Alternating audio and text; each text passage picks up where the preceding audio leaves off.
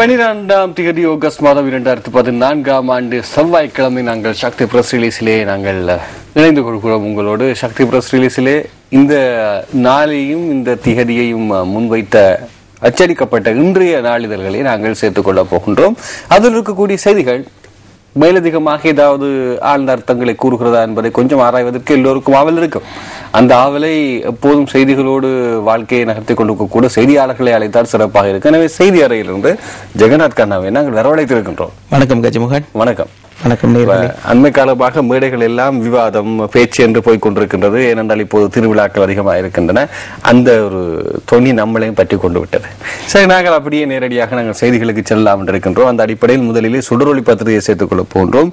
சுடரொளி பத்திரிகையினுடைய பிரதான தலைப்பாக இருக்கக்கூடிய விடயம் பார்க்கலாம். நீங்கள் இலங்கை வராமலேயே ஐக்கிய நாடுகள் குழு விசாரணை ஆச்சரியக்குறி பக்கத்தில் இருக்கிறது. அது செய்தியாளர்களுடைய வஞ்சகமோ அல்லது நெஞ்சகமோ ஏதோ ஒரு தன்மை காலையில ஒரு மார்க்கமா தான் இருக்கீங்க. காரணம் இருக்கும். அதில் சிறப்பாக நடத்த முடியும் என்கிறார் நவநீதம் பிள்ளை.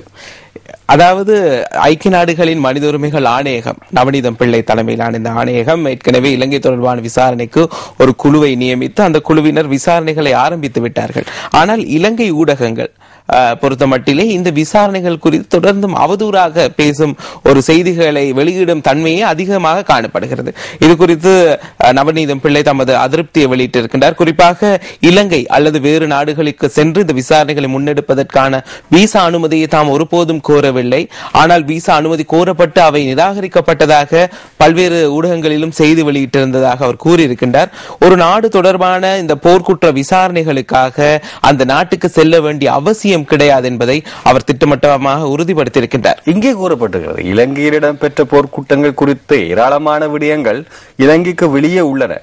இதனால் இலங்கைக்கு பயணம் மேற்கொள்ளாமலேயே ஐக்கிய நாடுகள் விசாரணை குழுவால் சிறப்பான முறையில் விசாரணைகளை மேற்கொள்ள முடியும். இது இலங்கைக்கு மாத்திரமல்ல கஜமோகன், ஏற்கனவே பல நாடுகள் தொடர்பிலும் யுத்த குற்ற விசாரணைகள் நடத்தப்பட்டு அதற்கான தீர்ப்புகளும் வழங்கப்பட்டிருக்கின்றன.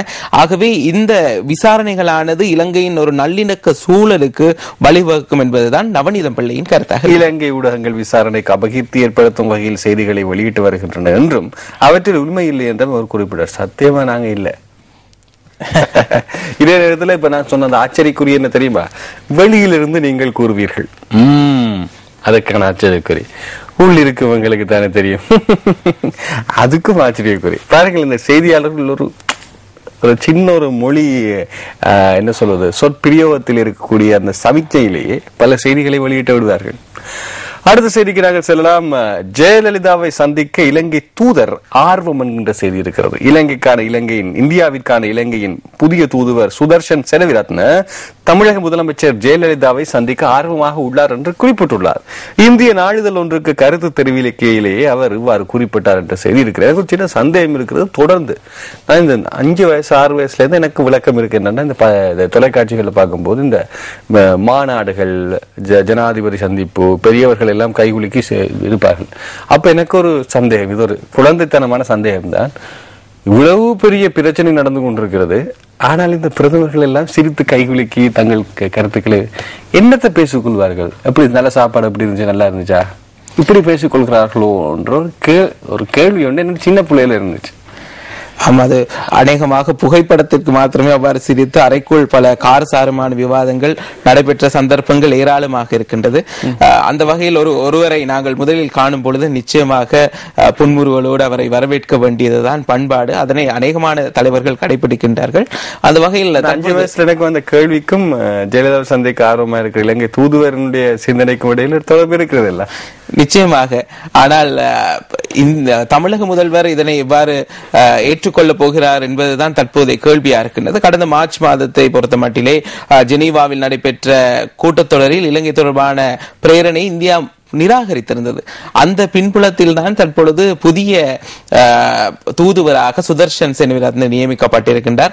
ஆகவே இலங்கைக்கும் இந்தியாவுக்கும் இடையிலான நட்புறவை வலு சேர்க்கும் வகையில் தாம் நியமிக்கப்பட்டிருப்பதாக அவர் எண்ணுகின்றார். குறிப்பாக தமிழகத்தில் அவர் பல வருடங்களாக இருந்து அங்கு மேலே உயர்கல்வியை கற்றவர் என்ற வகையில் அங்கு பலரையும் சந்தித்து பேசக்கூடிய வாய்ப்பு அவருக்கு இருந்திருக்கின்றது.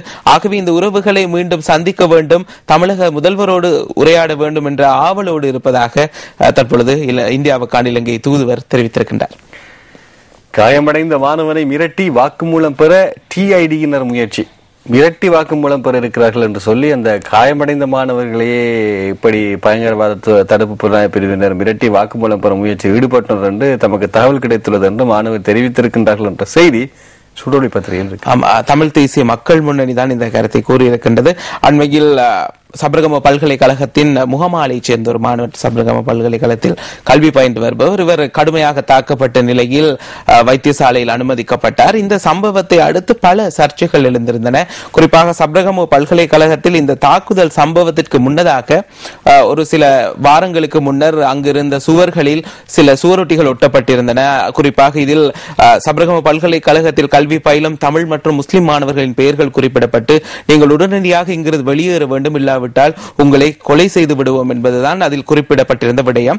இது குறித்து பல்கலைக்கழக நிர்வாகத்திற்கு அறிவித்தும் அவர்கள் எவ்வித நடவடிக்கைகளை மேற்கொள்ளவில்லை என மாணவர்கள் கூறியிருந்தார்கள். இந்த பின்புலத்தில் தான் அங்கேதான் விசாரணைகள் நடத்தப்பட வேண்டும். அடிபட்ட மாணவனை விசாரணை. ஆமா, நிச்சயமாக இது ஒரு நல்ல கேள்வி. இந்த மாணவன் கைது செய்யப்படுவதற்கு முன்னர் நெடுங்கணியைச் சேர்ந்த மாணவர் ஒருவரும் அதே பல்கலைக்கழகத்தில் இருந்தார்.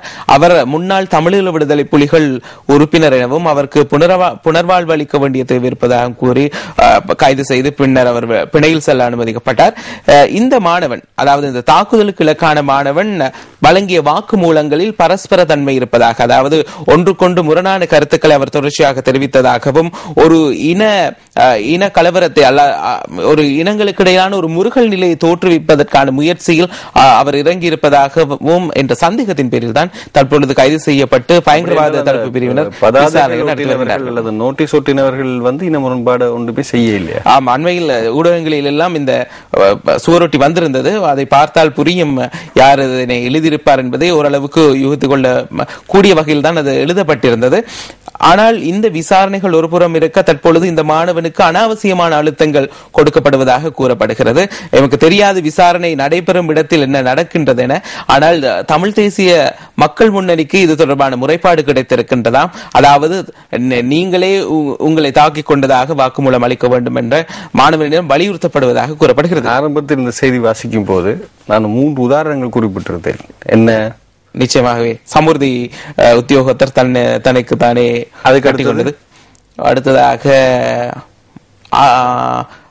ராணுவ வீரர் தாக்கிக் கொண்ட சம்பவம். மூன்றாவது அவர்களுடைய மகனை தாக்கிய ராணுவ மேஜர் பிறகு தமது முறைப்பாட்டை வாபஸ். அதன் பின்னர் இந்த பொதுபல சேனாவுடன் முரண்பட்ட விஜித் அவர் அடிபட்டது. அப்போது நான் அதை கூறி சொன்னேன், இப்படி வரலாமோ என்று. சிலவேளை இந்த மாணவனும் நானே என்னை தாக்கிக் கொண்டேன் எதிர்காலத்தில் கூறுவதற்கும் வாய்ப்பு இருக்கின்றது. ராஜிதவை அடக்காவிடில் நாங்கள் அடக்குவோம், பொதுபல சேனா எச்சரிக்கிறது. செய்தி வரும் என்றுதான் முதலில் அதை நான் கேட்டேன். ஆமா, பொதுபல சேனா அமைப்பினர் தற்பொழுது ராஜித சேனா ரத்ன உள்ளிட்ட சில அமைச்சர்களுக்கு எதிரான அந்த போர்க்கொடியை தூக்கி அவர்களுக்கு எதிரான பல்வேறு குற்றச்சாட்டுகளை சுமத்தி வருகின்ற நிலையில் அண்மையில் ராஜித சேனா ரத்ன மீன்பிடித்துறை அமைச்சர் பல ஊழல்களுடன் தொடர்பு பட்டிருப்பதாக சில தகவல்களை வெளியிட்டிருந்தார்கள். இதற்கு கடுமையாக அமைச்சர் எதிர்ப்பு தெரிவித்து ஒரு ஊடகவியலாளர் சந்திப்பை நடத்தி பொதுபல சேனா அமைப்பினர் மீது குற்றச்சாட்டுகளை முன்வைத்திருந்தார். இவர்கள் சர்வதேச பணத்தை பெற்று செயற்படுவதாகவும் பல குற்றச்சாட்டுகளை சுமத்தி இருந்தார். இந்த எனக்கு ஒரு சந்தேகம், எல்லோருக்கும் தெரியக்கூடிய விடயம், அரசினுடைய ஒரு அழுத்தத்தோடு தான் பொதுபல சேனாவுடைய நடவடிக்கைகள் இடம்பெறுகிறது என்று. இரண்டாவது, அமைச்சர் ராஜித சேனாட்டமும் அமைச்சரவையில் இருக்கக்கூடிய ஒரு மிகவும் முக்கியமான ஒரு சிரேஷ்ட அமைச்சர். இருவரும் முரண்படுவதற்கு வேறு அர்த்தம் தான் இருக்க வேண்டும். நிச்சயமாக இவர்கள் இடையிலான முருகல், அதாவது குறிப்பாக அண்மையில் அலுத்கம மற்றும் பேருவளை ஆகிய சம்பவங்கள் அடுத்துதான் இந்த முருகல் நிலை ஏற்பட்டது. அதாவது களுத்துறை மாவட்டத்தை பிரதிநிதித்துவப்படுத்தும் ஒரு அரசியல்வாதி தான் டாக்டர் ராஜித் சேனாரத்ன. அதாவது இந்த சம்பவத்திற்கு பின்னர் அவர் நேரடியாகவே பொதுபல சேனா மீது குற்றச்சாட்டுகளை சுமத்தினார். அவர்களுக்கு எதிரான பல்வேறு கருத்துக்களை முன்வைத்திருந்தார். இதனை அடுத்துதான் பொதுபல சேனா அமைப்பினர் அமைச்சருக்கு எதிராக தற்பொழுது இவ்வாறான கருத்துக்களை வெளியிட்டு வருகிறது. இந்திய அரசு விரும்பாவிட்டாலும் மஹிந்த குழுவில் பங்கேற்பேன். இந்திய மனித உரிமை ஆர்வலர் திட்டவட்டம். அவ்வளவு தூரம் ஒரு பற்று குழுவோடு இருக்கிறதா? எமது ஜனாதிபதிக்கும் இவர், அதாவது இந்த கௌஷல் என்ற மனித உரிமை செயற்பாட்டாளர், இந்தியாவில் இருக்க ஒரு மூத்த மனித உரிமை செயற்பாட்டாளர், இவருக்கும் இடையிலான உறவு பல வருடங்கள் நீடித்து செல்கின்றது. அதாவது இவரது அழைப்பு 1999 இந்தியாவில் குறித்த மனித உரிமைகள் செயற்பாட்டாளர் ஏற்பாடு செய்திருந்த ஒரு மாநாட்டில் கலந்து கொள்வதற்காக அப்போதைய மீன்பிடித்துறை அமைச்சராக இருந்த பொழுது ஜனாதிபதி மஹிந்த ராஜபக்ச கலந்து கொண்டிருந்தார்.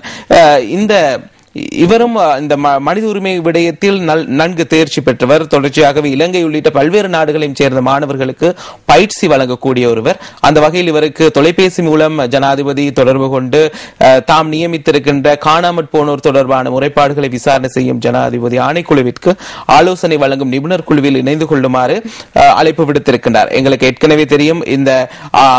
ஏற்கனவே இந்த ஆணைக்குழுவிற்கு ஆலோசனை வழங்குவதற்காக 3 சர்வதேச நிபுணர்கள் நியமிக்கப்பட்டிருந்தார்கள். அதன் எண்ணிக்கையை 6ஆக உயர்த்த திட்டமிட்டிருப்பதாக ஜனாதிபதி அண்மையில் கூறியிருந்தார். அந்த வகையில் தான் தற்பொழுது ஏனைய உறுப்பினர்கள், அதாவது குறிப்பாக இந்தியா, ஜப்பான் போன்ற நாடுகளின் பிரதிநிதிகள் இதில் உள்ளடக்கப்படுவார்கள் என கூறப்பட்டது. இதில் ஒருவருக்கு தான் தற்பொழுது அழைப்பு விடுக்கப்பட்டிருக்கின்றது. யசுஷி அகாஷியும் விரைவில் வந்து இது குறித்து கலந்துரையாட உள்ளதாகவும் நேற்றைய தினம் செய்திகள் இருந்தன. ஜனாதிபதி மஹிந்தவுடன் சாக் செயலாளர் சந்திப்பு. தெற்காசிய நாடுகளின் பிராந்திய ஒத்துழைப்புக்கான கூட்டமைப்பின் செயலாளர் நாயகம் அர்ஜுன் பகதூர் தாபா ஜனாதிபதி மஹிந்த ராஜபக்சவை நேற்று காலை கண்டியில் உள்ள ஜனாதிபதி மாளிகையில் சந்தித்தார். இப்போது பெரஹர நடைபெறுவதனால் ஜனாதிபதியும் கண்டியில் உள்ள வாசஸ்தலத்தில் தான் இருந்து கொண்டிருக்கிறார் என்பதை நாங்கள் பதிவு செய்யலாம்.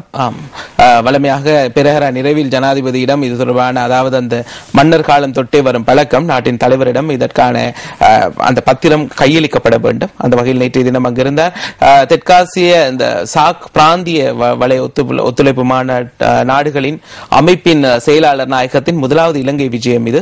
எதிர்வரும் நவம்பர் மாதம் காத்மாண்டுவில் நடைபெறவுள்ள சாக் உச்சி மாநாடு குறித்து இதன் போது ஆராயப்பட்டிருக்கிறது. குறிப்பாக தமிழ் பேசும் மக்கள் எல்லோரும் கூடுதலாக அதிக மதிப்புக்குரியவராக இருக்கக்கூடியவராக இலங்கை கத்தோலிக்க தமிழ் சமூகத்தினுடைய பிரதிநிதியா அல்லது தலைவர் என்ற அடிப்படையில் இருக்கக்கூடியவர் வணக்கத்துக்குரிய பிதா ராயப்பு ஜோசப் பாண்டகை அவர்கள், மன்னாராயர்.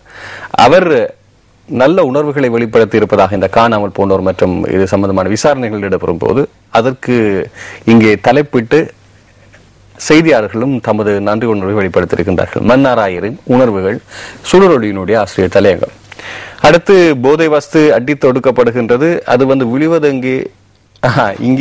இங்கே திருப்பி விட்டால் அங்கே அடிபடும். இது ஜேபியினுடைய கேலி சித்திரமாக இருக்கிறது. அதாவது அநேகமான சந்தர்ப்பங்களில் இந்த போதைப் பொருள் கண்டுபிடித்த அதிகாரிகளுக்கு எதிராகத்தான் நடவடிக்கை எடுக்கப்பட்டிருந்தது. சில அதிகாரிகள் தாக்கப்பட்டிருந்தார்கள், மேலும் சிலர் இடமாற்றம் செய்யப்பட்டார்கள். என்னவோ இதோ தெரியவில்லை. நல்ல விஷயங்கள் செய்பவர்கள் தண்டிக்கப்படுகின்றார்கள். அதான் பிரச்சனை. போதை வஸ்து கண்டுபிடிப்பவர்கள் தான் அடிபடுகின்றார்கள், செய்பவர்கள் மீண்டும் செய்து கொண்டிருக்கின்றார்கள். ஜேபி சிந்தித்து எங்களையும் சிந்திக்க வைத்திருக்கிறீர்கள். வாழ்த்துக்கள். சுடரொலி பத்திரிகை செய்திகளை பார்த்தோம். இனி நாங்கள் தினகரன் பத்திரிகை செய்திகளுக்கு செல்வோம். தினகரன் பத்திரிகையுடைய பிரதான தலைப்பு, ஜனாதிபதி சாக் செயலாளர் நாயகம் கண்டியில் நேற்று சந்தித்த பேச்சு, பொருளாதார ரீதியில் சாக் நாடுகள் பங்களிப்பை அதிகரிப்பது குறித்து ஆராய்வு, பிராந்திய இளைஞர்களை ஒன்றிணைத்து செயல்படுவது குறித்தும் கவனம் என்கின்ற செய்தி பிரசுரமாக இருக்கின்றது. செய்தி இது, நாட்டில் ஏற்பட்ட மனித அவலங்களுக்கு சில ஊடகங்களின் நடத்தைகளும் காரணம், யாழ் ஊடக செயலமர்வில் அமைச்சர் டாக்டர் தெரிவிப்பு என்கின்ற செய்தியும் இங்கே பிரசுரமாயிருக்கிறது. நேற்றைய தினம் யாழ்ப்பாணத்தில் யாழ் ஊடகவியலாளர்களை தெளிவுபடுத்துவதற்கான ஒரு செயலமர்வு நடைபெற்றிருந்தது. அங்கு அமைச்சர் தெரிவித்திருக்கின்றார், சில ஊடகங்கள், குறிப்பாக தமிழ் ஊடகங்கள் உண்மையை அவ்வாறே தெரிவிப்பதற்கு தயங்குவதாகவும் அவர்கள் சில குழப்பங்களை விளைவிக்கக்கூடிய செய்திகளை வெளியிட்டு வருவதாகவும் அமைச்சர் தெரிவித்திருப்பதாக இந்த செய்திகளை வெளியிட்டு வருவதென்றால் ஏதோ ஒரு பத்திரிகை சார்ந்த ஒரு அடியாகத்தான் இருக்க வேண்டும் என்கின்ற ஒரு பதத்தை ஏற்றுக்கொள்வோமா என்ற கேள்வியும் இருக்கிறது. நிச்சயமாக ஏற்றுக்கொள்ளலாம். அடுத்த செய்தி, எபோலா நோயை குணப்படுத்த தற்போது மருந்துகள் இல்லை, உலக சுகாதார ஸ்தாபனம் இன்னும் காலம் எடுக்கும். ஆகவே இது தாக்கப்படாமல் தவிர்த்துக் கொள்வது முக்கியம். பரவுவதை தடுப்பதுதான் முக்கியமாக இருக்கின்றது. ஆப்பிரிக்கா நாடுகளில் மிகவும் வேகமாக பரவி வருகின்றது. இதுவரை சுமார் 1000 பேர் வரையில் இந்த வைரஸினால் உயிரிழந்திருக்கின்றார்கள். இலங்கையும் பல்வேறு பாதுகாப்பு நடைமுறைகளை கையாள்கின்றது. குறிப்பாக லைபீரியா உள்ளிட்ட நாடுகளில் இருந்த லைபீரியா, நைஜீரியா போன்ற நாடுகளில் இருந்த இலங்கையர்களை எல்லாம் திருப்பி அனுப்புவதற்கான நடவடிக்கைகளை வெளிநாட்டு வேலைவாய்ப்பு பணியகத்தோடு இணைந்து அமைச்சு மேற்கொண்டு வருகிறது. அந்த வகையில் இலங்கையின் விமான நிலையங்களிலும், குறிப்பாக கட்டுநாயக்க சர்வதேச விமான நிலையத்திற்கு அநேகமான விமானங்கள் வருகின்றது ஆப்பிரிக்காவில் இருந்து. ஆகவே அங்கு ஒரு சிறப்பு பரிசோதனை நிலையம் இருக்கின்றது. ஆகவே இலங்கைக்குள் இபோலா வைரஸ் தொற்றுக்குள்ளானவர்கள் பிரவேசிப்பதை தடுப்பதற்காக பல்வேறு நடவடிக்கைகளும் நடவடிக்கைகளும் எடுக்கப்பட்டிருக்கின்றன. நாங்கள் சர்வதேச ஊடகங்களில் நாள்தோறும் காணக்கூடியதாக இருக்கின்றது. இந்த வைரஸ் தாக்கம் இருக்கும் பகுதிகளுக்கு வைத்திய அதிகாரிகளால் கூட வளமை போன்று செல்ல முடியாத ஒரு நிலை இருக்கின்றது. மிகவும் பாதுகாப்பாக இந்த நோயை தவிர்ப்பதற்காக பாதுகாப்பான அங்கிகளை அணிந்து செல்ல வேண்டிய சில வைத்தியர்களுக்கும் இது பரவிய செய்தியும் ஏற்கனவே பல வைத்தியர்களும் தாதியர்களும் சுகாதார தொண்டு ஊழியர்களும் கனடிய பிரஜைக்கும் அது ஏற்பட்டு உயிரிழந்திருக்கின்றார்கள். 2014 உயர்தர பரீட்சை பொருளியல் வினாட்டால் சர்ச்சை. அமைச்சரவைக்கு அறிக்கை சமர்ப்பிக்குமாறு கல்வி அமைச்சருக்கு ஜனாதிபதி உத்தரவு. இது ஏற்கனவே வந்த செய்தி. ஆனால் இது உண்மையிலேயே தமிழ் வினாத்தாள்களில் மாத்திரம் இந்த பிரச்சனை வந்ததா அல்லது அனைத்து மொழிகளிலுமே இதே சர்ச்சை இருந்திருக்கிறதா? இந்த சர்ச்சை ஒரு புறம் இருக்க கஜமுகன் வலிமையாகவே இலங்கையில் ஒரு பரீட்சையை கூட சிறப்பாக நடத்தி முடிப்பதற்கான இயலுமை இல்லாத அதிகாரிகள் இருப்பது மிகவும் கவலை அளிப்பதாக இருக்கின்றது. உயர்தர பரீட்சை, சாதாரண தர பரீட்சை என்பது மாணவர்களின் வாழ்நாளில் மிகவும் முக்கிய மைல்கல்லாக இருக்கின்றது. அடுத்த கட்டத்திற்கு அவர்கள் செல்ல வேண்டிய ஒரு நிலை. பரீட்சை நடைபெற்றுக் கொண்டிருக்கும் தருவாயில் இத்தகைய ஒரு சர்ச்சை எழுமானால் எவரும் வெறுமனே குற்றச்சாட்டுகளை முன்வைப்பதில்லை. சர்ச்சைகள் எழும்போது மாணவர்களின் மனநிலை பாதிக்கப்படுகின்றது. இதன் காரணமாகவே அவர்கள் எஞ்சிய பரீட்சைகளில் தோற்றுவதற்கான செல்லும் பொழுது அந்த பாதிக்கப்பட்ட மனநிலையில் தான் செல்வார்கள். அது நம்பகத்தன்மை அற்று போகின்றது. சில சந்தர்ப்பங்களில் பரீட்சை முடிவுகள் வெளிவருவதிலும் தொடர்ச்சியான தாமதங்கள், அதிலும் சர்ச்சைகள். பரீட்சை பெறுபவர்கள் முதலாவதாக ஒன்றும் திருத்தப்பட்டதன் பின்னர் வேறு ஒரு பெறுபெருமாக வந்த காலங்களும் எல்லா சர்ச்சைகளுக்கும் ஒரு முடிவை யாரும் எதிர்பார்க்காத ஒரு முடிவை கொடுத்துவிட்டு பின்னர் அதை அகற்றக்கூடிய நிலையில் தான் நமது கல்வி அமைச்சர் இருப்பார். அவர் மீண்டும் அந்த வேலையை செய்வாராக நாங்கள் நம்புவோமாக. பாதிக்கப்படுவது மீண்டும் மீண்டும் மாணவர்கள் தான். இன்று சர்வதேச இளைஞர் தினம். நாளை உலகை வெல்வதற்கு இளைஞர்களுக்கு வழிகாட்ட வேண்டும். இன்று சர்வதேச இளைஞர்கள் தினம். நாங்க எல்லாம் கொண்டாட வேண்டிய தினம் உண்டு, இளைஞர்கள் தினம். நான் சரி, வாழ்த்துக்கள் கஜுமன். நன்றி, வாழ்த்துக்கள். அடுத்த செய்தி, செப்டம்பர் 4-5 தேதிகளில் தபால் மூல வாக்களிப்பு என்கின்ற செய்தி பிரசுரமாயிருக்கிறது. ஊவா மாகாண சபை தேர்தலுக்கு நாள் குறிக்கப்பட்டிருக்கிறது. செப்டம்பர் 4-5 தபால் மூலம் வாக்களிப்பு நடைபெறும். 4-5 வாக்களிக்க முடியாவிட்டால் 11ஆம் தேதி வாக்களிக்கலாம். அப்படியும் ஒன்று. அடுத்து தினகரனுடைய ஆசிரியர் தலையங்கம். எபோலா வைரஸ் தாக்கம் நவீன மருத்துவத்திற்கு சவால். நாங்கள் பல படங்கள் பார்த்திருக்கிறோம். உண்மையா இந்த வைரஸை பரவுறதும் பெரிய பெரிய இந்த என்ன சொல்றது மருத்துவ நிறுவனங்கள் பின்னர் அதை வைரஸ் கண்டுபிடிக்கிறது மாதிரி கண்டுபிடிச்சிருவாங்க. அதை தடுப்பதற்கு பிறகு லட்சக்கணக்கில் கோடிக்கணக்கில் உழைப்பாங்க. நான் நினைக்கிறேன் எபோலா வைரஸ் அப்படி இல்லை போலதான் இருக்கு. என்னண்டா எல்லோரும் கொடுக்கக்கூடிய கரிசனை அப்படி இல்லை என்ற ஒரு நிலையை எங்களுக்கு தாக்குது. அதன் ஒரு பிரதிபலிப்பின் வெளிப்பாடு ஆசிரியர் தலையங்கமாக தினகரன் நிலையை பிரசுரமாக இருக்கிறது. வாழ்த்துக்கள். தொடர்ந்து நாங்கள் இன்றைய தினம் வழியாக இருக்கக்கூடிய வீரகேசரி பத்திரிகை செல்வோம். வீரகேசனுடைய பிரதான தலைப்பு இப்படி இருக்கிறது.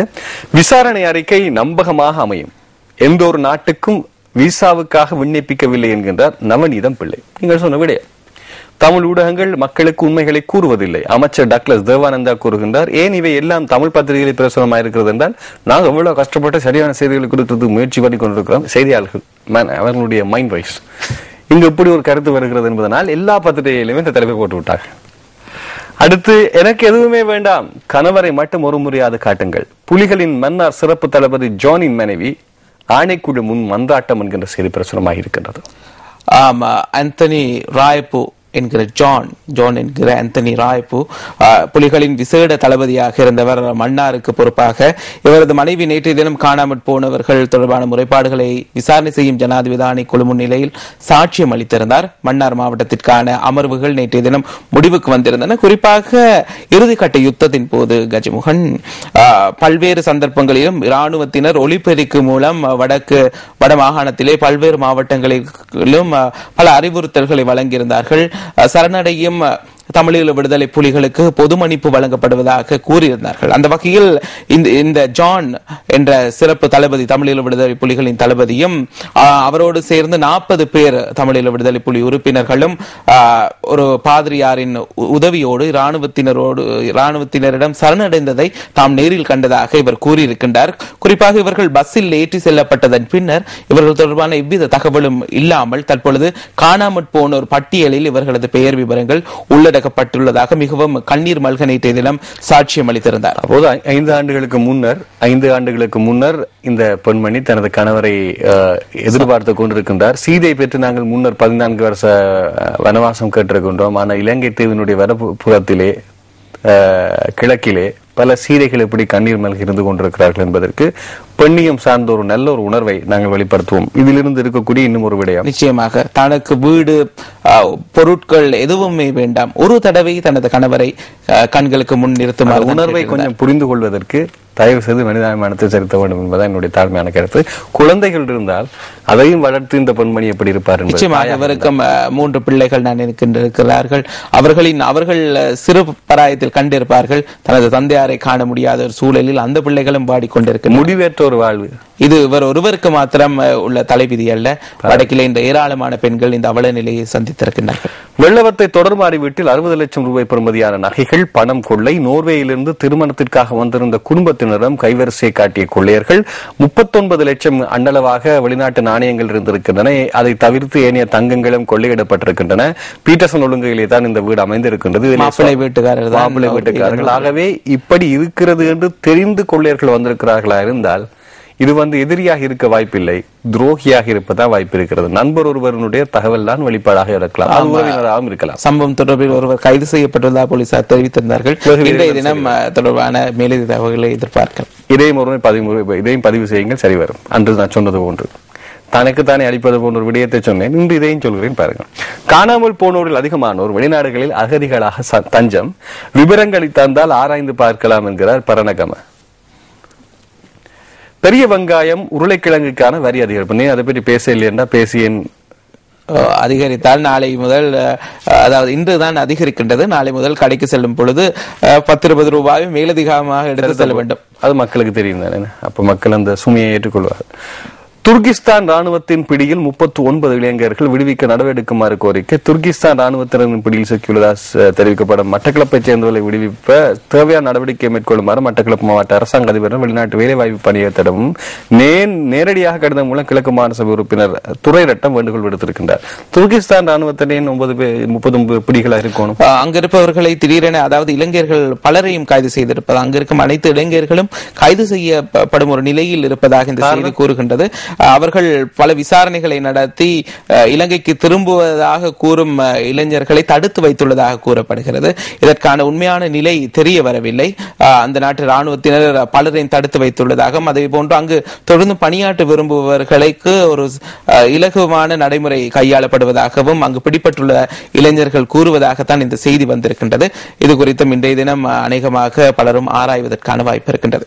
அரசியல் எப்படி இருக்கின்றது, இந்த அரசியல் எப்படி ஒரு சாக்கடை என்பதை இங்கே கனி வரைந்திருக்கின்றார். நேற்றைய தினம் நான் கூறிய இவர்கள் சாக்கடையில் இருந்து கொண்டே தற்பொழுது பாதுகாப்பு செயலாளரையும் அதற்குள் இறங்குமாறு தொடர்ச்சியாக அழைப்பு விடுத்து வருகின்றார் அமைச்சர் விமல் வீரவன்ச. அந்த அரசியல் சாக்கடையிலே, ஆனால் மொனராகலையிலே அரசை விட்டு விலகி கேட்டுக்கொண்டிருக்கின்றார். பதுலையில் அரசுடன் சார்ந்து கேட்டுக்கொண்டிருக்கிறார். இப்படி இருக்கிறது நிலைமை. இது வீரகேசரி பத்தினுடைய செய்திகள். ஆசிரியர் தலையங்கம், சம்பந்தன் எம்பியின் ஆதங்கம். வடக்கு கிழக்கில் இடம்பெற்று வரும் காணி சுவீகரிப்பு தொடர்பாக சம்பந்தன் எம்பி அவர்கள் தெரிவித்த கருத்தை மையப்படுத்தாக இந்த தலைப்பு வருகிறது. தொடர்ந்து தமிழ் பத்திரிகைகள் இது பற்றிய விடயங்களை எடுத்துக்கொண்டே இருக்கின்றன. இது ஆரம்பித்து வைத்த பெருமை தமிழ் தந்தியை சாரும். நேற்றைய தினமே காரசாரமாக அதை அழுத்தம் திருத்தமாக சொல்லியிருந்தது. அமெரிக்காவின் செய்தி இலங்கை குறித்து தவறான பார்வையை ஏற்படுத்தியுள்ளது. வெளிவிவகார அமைச்சு விசனம் என்கின்ற செய்தி பிரசுரமாயிருக்கின்றது. அமெரிக்க தூதரகம் அண்மையில் ஒரு அறிக்கை வெளியிட்டிருந்து இலங்கையில் இடம்பெறுகின்ற இந்த ஆர்ப்பாட்டங்கள், அதை போன்று எதிர்ப்பு நடவடிக்கைகள் மோதலாக மாறும் அபாயம் இருப்பதாக தமது நாட்டு பிரஜைகள் அவதானத்துடன் இருக்குமாறு, ஆகவே ஏனைய நாடுகளுக்கும் இது பாதகத்தை செலுத்தலாம் என வெளிவிவகார அமைச்சு தெரிவித்திருக்கின்றது. தினக்கோல்பத்தினுடைய செய்திகளுக்கு அவசரமாக செல்வோம். விசாரணை ஏற்பாடுகளை தீவிரப்படுத்துகிறது ஐக்கிய நாடுகள். பார்த்தோம். கஜமோகன் அடுத்த மாதம், அதாவது செப்டம்பர் அக்டோபர் மாதம் 30ஆம் தேதிக்கு முன்னதாக போர்க்குற்ற ஆதாரங்களை எல்லாம் சமர்ப்பிக்குமாறு அந்த விசாரணை குழு கோரி இருக்கின்றது. பதுளை விரிப்பு இலக்கங்கள் நாளை மொன்றாகலைக்கு வழங்கப்பட்டன. மொன்னராகலைக்கு ஏற்கனவே வழங்கப்பட்டன. பதுளைக்கு விரிப்பு இலக்கங்கள் நாளை. இது இந்த உவமான சபை தேர்வு சம்பந்தமாக. தாதிய மாணவர்களிடம் கற்க நரிக்கென பல லட்சம் ரூபாய் மோசடி. தாதியர் மாணவர்களிடம் இப்ப பல லட்சம் மோசடி. ஏனென்றால் நர்ஸுக்கு பெரிய டிமாண்ட் இருக்கிறது வெளிநாடுகள்ல. அதனால தாதியர்கள் கற்க நரி அதிகம். அதை பணம் கொடுத்து வாங்குவதற்கும் மக்கள் இருக்கின்றார்கள். அதை குறிப்பாக லாபகரமாக மாற்றுகின்றார்கள் ஏமாற்றாளர்கள். சர்வதேச ஆலோசகர் குழுவில் இணைய இந்திய செயற்பாட்டாளர் கௌஷால் ஆர்வம் ஜனாதிபதி தொலைபேசியில் அழைப்பு விடுத்ததாக கூறுகின்றார். பார்த்தோம். பட்டினி அவலம், கொழுது கொடுது வறுமை கொடுது அதனும் கொடுது இளமையில் வறுமை என்று ஔவையாரும் இன்மையின் வள்ளுவரும் தெரிவித்திருக்கின்றார்கள். வவுனியாவின் கள்ளிக்குளம் பகுதியில் வசிக்கும் வறிய குடும்பத்துக்கு ஏற்பட்டிருப்பது குறித்து செய்தி ஒன்று வெளியாக இருக்கின்றது. இது ஏற்கனவே அன்றதபுரத்தில் எப்படி இருந்திருந்தது, இப்போது வவுனியாவிலே குறிப்பாக இந்த கிராமப்புறங்களிலே ஜீவனோபாயமற்ற நிலையிலே மக்கள் வறுமையில் வாடக்கூடிய நிலை இங்கே அவதானிக்கப்படுகிறது. தினக்குரல் 10 ஆசிரியர்கள் மிக தீவிரமாக செயல்பட்டிருக்கிறார்கள். இது பற்றி கொழும்பின் அரசியல் தலைமையை பாதுகாப்பு செயலாளர் ஏற்க வேண்டும், கூடைபிடித்து காண்பிக்கக்கூடிய செய்தி இப்போது அதிக பரவலாக அரசியலில் பேசப்படுகின்றது. விமல் வீரவன்சவனுடைய செய்தி, பிரதீப்பினுடைய கேலி சித்திரம். இப்படி ஒரு முறை சொன்னால்தான் தன்னை பற்றி பலர் செய்திகளிலே வெளியிடுகிறார்கள். அதன் மூலமாக பதுளையிலே கொஞ்சம் ஒரு அழுத்தம் காண்பிக்கலாம் முகத்தை என்பது அவர்களுக்கு தெரியும். ரயில்வே தலைமையகத்துக்கு சென்ற ஐக்கிய தேசிய எம்பிக்களை தடுத்து வைத்து ஊழியர்கள் ஆர்ப்பாட்டம். இது மெட்ரோவினுடைய பிரதான தலைப்பு. ஜன்னல் ஊடாக நெல் மூட்டைகளை வெளியே எடுக்க முயற்சித்த யானையால் சுவரு முடிந்து விழுந்தது என்கிற செய்தி. இப்படித்தான் கொஞ்சம் கொஞ்சமா வாக்கு பெறுவதற்கும் அந்த சின்னத்தை கொண்ட கட்சிகளும் முயற்சிக்கின்றன. எப்போதும் முடிந்து விடுவதுதான் தேர்தல் பருவங்களாக தலைவி மீதுதான் சுவர்கள் இடிந்து விழுகிறது. இரு போலீசாரின் பாதுகாப்பில் சிகிச்சை பெற்று வந்த சந்தேக நபர் தப்பியோட்டம் என்கிற செய்தி இருக்கிறது. பெண்ணை தாக்கி கொண்ட சிறு தேவைப்படுது நாவலப்பிட்டியில இடம்பெற்ற சம்பவம். ஆசிரியரின் புகைப்பட முகப்பகுதியை நிர்வாண பெண்ணின் உடல் நினைத்த 14 வயது மாதவன். இது வெளிநாடுகளில் நடைபெறவில்லை, நுகேகொட பிரதேசத்தில் உள்ள ஒரு சர்வதேச பாடசாலையில் இடம்பெற்ற என்பதுதான் துரதிர்ஷ்டவசமான செய்தி. இது இன்று சர்வதேசம், நாளை உள்ளூர் தேசமாகவும் இருக்கலாம். இதை நன்றாக பார்த்து தடுக்க வேண்டிய கட்டாயம் சமூகத்துக்கும் இருக்கிறது. விசாரணை ஏற்பாடுகளை தீவிரப்படுத்துகின்றது ஐக்கிய நாடுகள். இது யாழ் தினக்குரலினுடைய தலைப்பு. அருட்தந்தை தலைமையில் ராணுவத்தினரிடம் என் கணவரும் 40 புலிகளும்